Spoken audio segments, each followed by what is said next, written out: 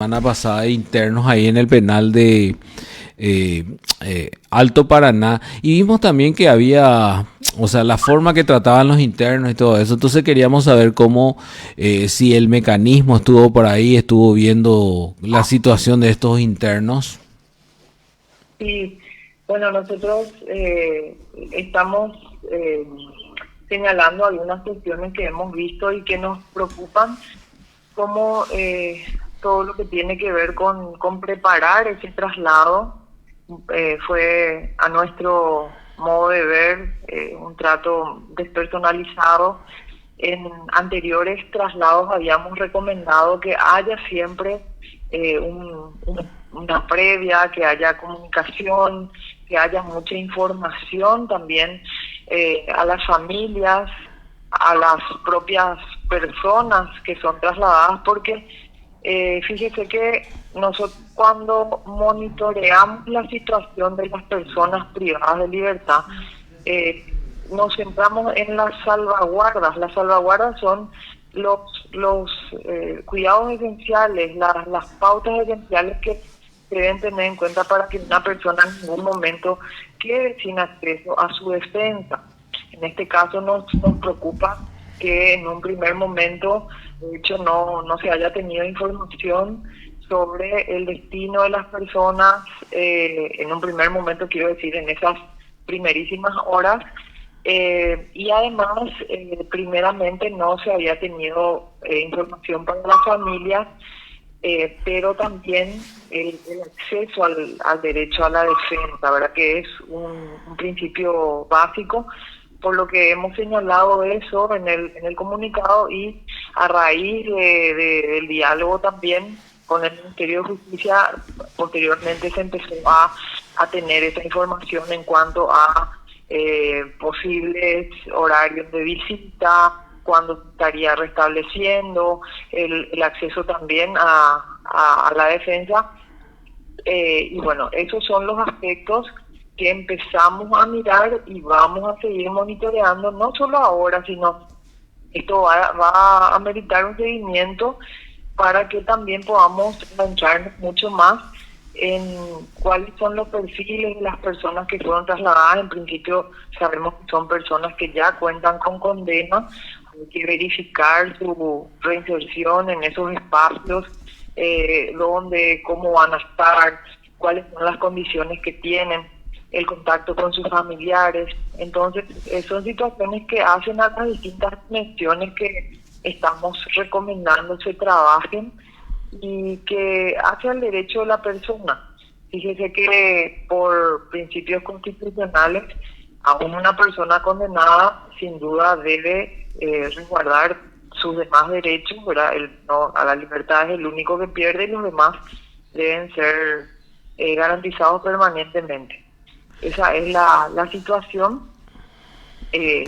Y bueno, estamos también a que en este tiempo que todavía queda, en estos días, en el reordenamiento, también se tenga especial cuidado en cuanto al trato, se tenga especial cuidado en cuanto a la asistencia médica que se da a estas personas, informar en todo momento de manera clara a los familiares y a toda la ciudadanía que ese es, digamos, el principio también que garantiza otros derechos, ¿verdad? Porque cuando hay información, entonces se pueden defender otros derechos que podrían estar en riesgo. En este caso, ¿cómo ven usted estas prácticas que se tienen en los penales de máxima seguridad, 22 horas de prisión, vamos a decir, y 2 horas de salir? Encima tampoco es salir al patio, sino en un espacio de 4x4, creo que es, sin techo, algo así. Y aparte también el tema esto de que los abogados defensores no pueden acceder sin que se grabe su conversación. Ujú. Sí, estos dos puntos que usted bien señala han sido, de hecho, eh, motivo de recomendaciones del mecanismo. El Mecanismo Nacional de Prevención de la Tortura se expresa a través de informes y recomendaciones, y esas recomendaciones son de carácter vinculante. Se ha recomendado que justamente en este régimen de máxima seguridad se revean estas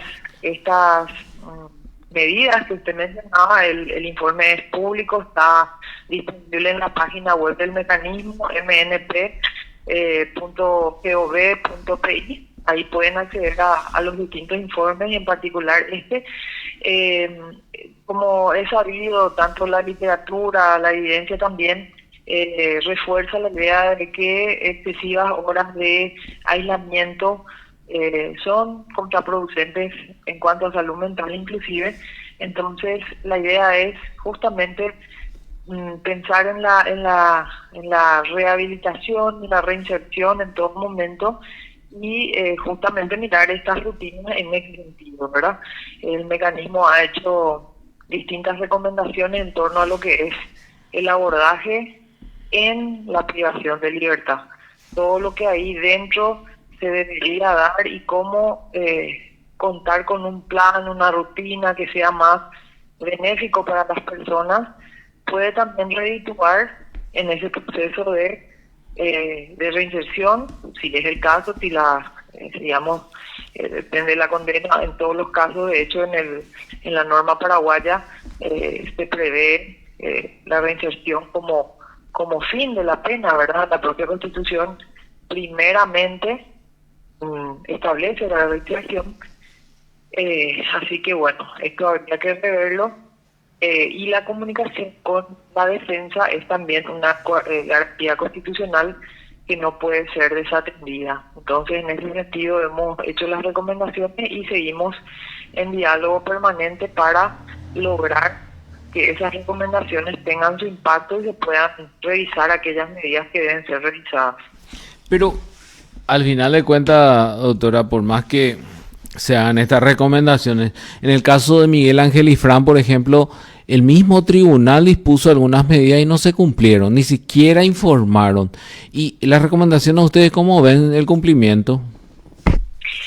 Y nosotros tenemos que apostar y seguir avanzando hacia que el cumplimiento de las recomendaciones sea un hecho, ¿verdad? Estamos trabajando en eso, vamos a seguir trabajando porque efectivamente Paraguay necesita fortalecer sus instituciones, y fortalecer las instituciones significa no dejar de costado, de lado, aquellas leyes que hay que cumplir, ¿verdad? Entonces, es un contexto que nos interpela seguir trabajando para que las recomendaciones se cumplan. No quisiéramos que las recomendaciones queden de lado, ¿verdad? Deben ser cumplidas. Y cuando no se cumplen, bueno, nos llama a seguir trabajando para su cumplimiento. ¿Y no hay algún tipo de denuncia que se pueda hacer a nivel internacional o algo así? Porque creo que el mecanismo es el que informa a través de a la Comisión Interamericana y de ahí a la Corte, ¿o no? El mecanismo es el órgano nacional que, digamos, tiene también el diálogo con los órganos del sistema de protección internacional, y efectivamente hay cuestiones que se pueden informar tanto a los comités de control. Igualmente va a seguir siendo la vía para su cumplimiento, va a seguir siendo el diálogo, porque es la herramienta que la propia ley nos da, ¿verdad? La ley 4881 establece que el mecanismo, a través del diálogo permanente con los demás órganos, va a buscar el cumplimiento de sus recomendaciones, ¿verdad? Entonces tenemos que insistir con esas instancias y bueno, ya analizar en un momento determinado si habría alguna otra acción que realizar. Entiendo. Disculpe que esté teniendo mucho de su tiempo. Una última consulta. Sí, ¿cómo ve? Pareciera que hay una regresión, un retroceso acerca de los derechos humanos, incluso leyes donde quieren penar con 90 años de cárcel a las personas. ¿Cómo ve el mecanismo esto a nivel nacional? Sí, y justamente va en contra de todo lo que venimos recomendando reiteradamente, porque como dije en un momento, el fin de la pena es la reinserción. Entonces ese abordaje de cualquier situación que es que amerita sanción, debe ser también pensada de una posibilidad de reinsertar a la persona. Pero no solo eso, sino que hay que analizar muy bien todo el perfil de los distintos tipos penales, ¿verdad? Esto se ha trabajado exhaustivamente cada vez que se revisa el Código Penal y en los últimos años. Entonces, esta idea de aumentar penas por aumentar no dialoga mucho con todo el marco normativo que hemos venido evolucionando en cuanto a derechos humanos. Y ahí nos olvidamos bastante, lastimosamente, cuando hay estas coyunturas, nos olvidamos bastante de hacer el análisis de la política social, de la política económica también de un país, porque eso hay que mirar en su conjunto. Si por un lado hay macropolíticas económicas que excluyen, que vulneran, que dejan de lado las políticas sociales, y el contexto país puede agudizar condiciones de vulneración, pobreza, exclusión, que son terrenos fértiles para el crimen organizado, para las situaciones de delincuencia. Entonces hay que tomar decisiones, y esta coyuntura que tenemos ojalá sea no para regresar, sino para apostar en la inversión clara, en políticas públicas más inclusivas, en políticas sociales que incluyan, que sean universales, y que bueno, eso es lo que necesitamos, ¿verdad? Entonces no se puede hacer un análisis aislado y hablar solo de aumentar penas. Se debería mirar muy bien el contexto, hacer una revisión exhaustiva de las causas que están agudizando nuestra situación social.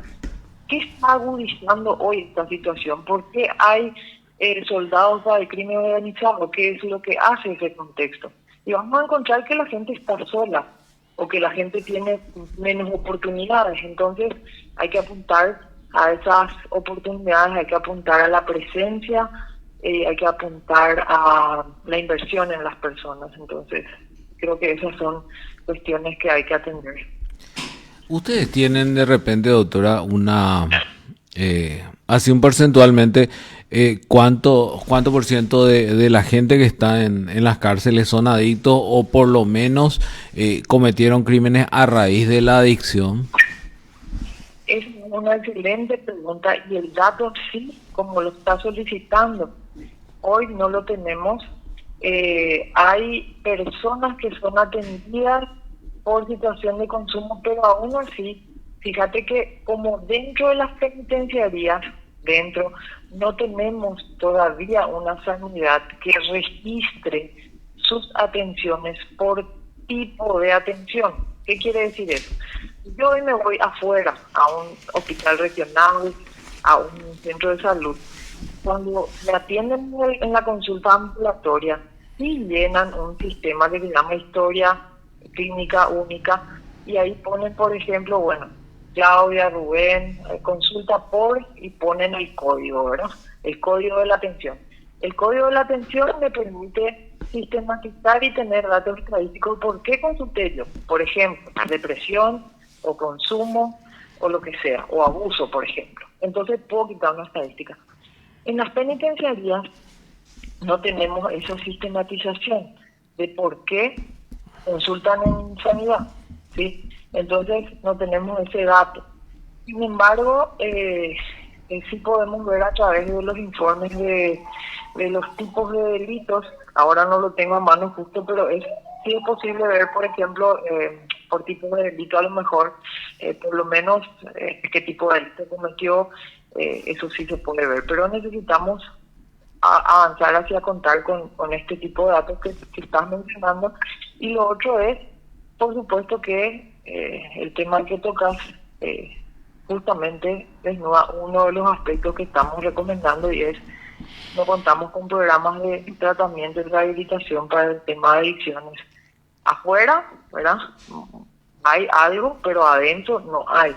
Adentro, en el ámbito penitenciario, todavía no tenemos un programa fuerte que sea de rehabilitación. Entonces ahí se va sumando todo, porque la persona que consume tiene esa problemática y la arrastra y no se rehabilita, no se trata.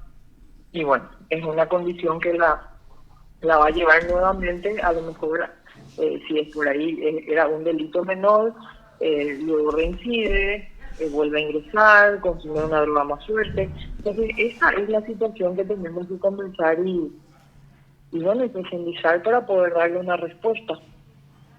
Realmente, doctora, realmente. Le agradezco muchísimo su tiempo. Disculpe que le hayamos tomado tanto también. Ningún problema, cuando gusten y que tengan buenas tardes. Igualmente para usted. Hasta luego. Usted